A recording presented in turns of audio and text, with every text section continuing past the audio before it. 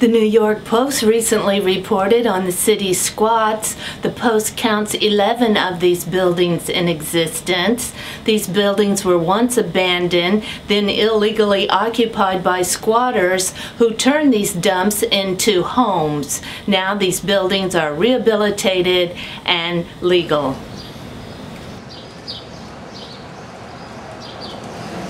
The squat on East 3rd Street, called Bullet Space, is home to various artists who stage plays and art shows in the communal ground floor space. Residents Charles Schick and his wife Regina Bartkoff recently held a show in honor of Goody magazine's latest issue, detailing Charlie, Regina, and daughter Hannah's lives here in New York City.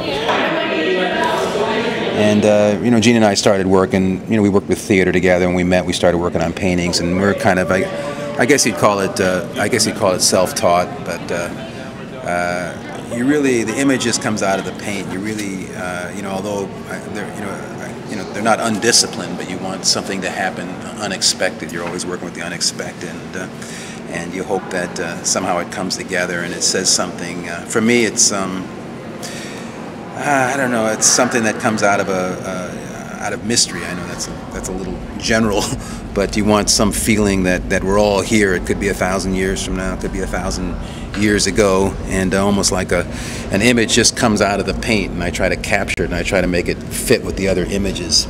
You know, and somehow there's this thin blue feeling going on with the work I'm doing now, and not that it's political or related to any current event. Like I say, it could be any time from a long time ago to the future, but somehow this feeling came of leaving something, I guess, with, you know, 9/11 and Katrina, this feeling of an evacuation, like the world needs to go to another place. And the basic figures are, you know, a child, a mother, a man, a woman, and a child, and so that always reoccurs. It'd be me, my wife, and my baby. But yeah, I miss you. I know. I need purple screen. I'll be there. Tomorrow's my early day. So I get off work about 8, 9. Also, yeah, so why isn't she here?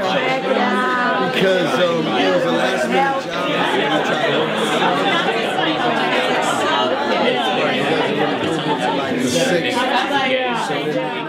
job. But they're thin blue images this time. They seem to come out of this thin blue ether, and just trying to make our way with life and encourage anyone who's making their way through life to feel that you know, that this journey is valid, that there's something to it. Although a lot of people see a lot of sorrow, but hopefully it's not a sorrow that's saying it's all dead and negative. It's a sorrow that we're going from one place to another, and you know, hopefully there's joy in it too. I mean, I do enjoy doing comedy and stuff, but people say, "Oh my God, these things, you're dark, man." But it's not that kind of darkness. I think any work is a kind of darkness that's trying to open up into you know, a better place, a deeper place where it's valid.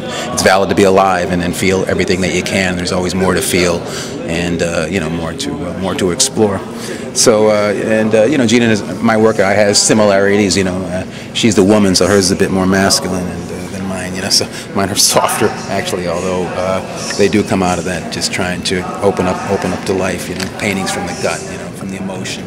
They're not conceptual in the sense that there's no clever idea, but hopefully they hold together. And the whole thing about paint, there are no words involved, so it's difficult to talk. I mean, it's like an instrumental piece of music. Maybe you hear something, and you know, you could put a label on it, but people can find their own meaning in it. You know, and but it's easier for me to talk about if I'm, you know, looking at when you're asking me specific questions. A lot of thoughts do go through your head, but you know, who knows which ones stick, and you try to make them all fit together, all live together in that piece.